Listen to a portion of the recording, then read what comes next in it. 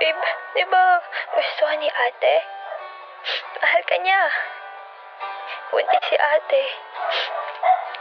Babe, ikaw yung ama.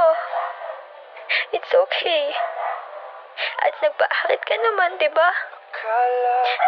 Pinapatawad na kita pero may hihilingin lang sana ako sa'yo.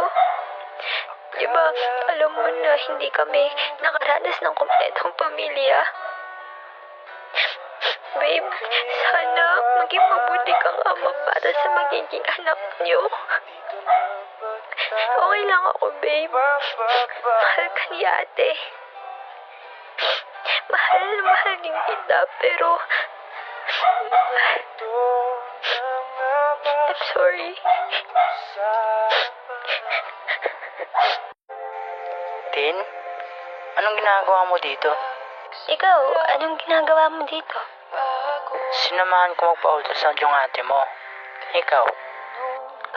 Ako, sinamahan ko lang din yung kaibigan ko. So, kamusta yung ultrasound?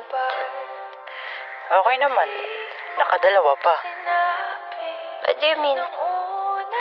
Kambal. Talaga? Hindi pa pangarap natin yun. Yung magkaanak ng kambal. Oo, kaso hindi nga lang sa akin natupad.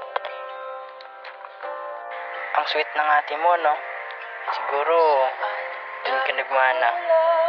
Ngayon, kampante na ako na siyang magiging ina ng magiging anak namin. Mahal mo na? Sorry. Hindi ko pala dapat tinanong yun. Hindi. Okay lang din. Sorry nga pala about sa atin. Okay na ako, Kurt. Kahit hindi na ako. Masaya na ako para sa inyo. Sobrang ganda mo, ate. Nahanap ko na nga eh. Tinakaw mo lang. Wala, ate. Sige, good luck.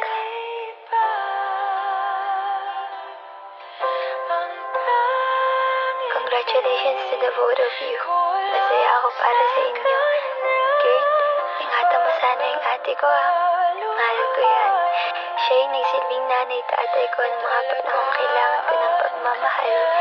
Kaya sana, ipangako mo sa akin, hindi mo siya sasaktan. Ate, ingatan mo sana yung taong mahal ko. Hindi yan mahilig sa maanghang. Allergic din yan sa hipon. Sakit din yan, kaya alagaan mo ng mabuti. Minahal ko yan, kaya sana ingatan mo. Mahalin mo higit pa sa pagmamahal na binigay ko. Pero sa totoo lang, sobrang sakit na makita ko yung taong akala ko siya na pero hindi pa pala. Ako dapat yan eh. Sa akin ka na ako pero sa iba mo.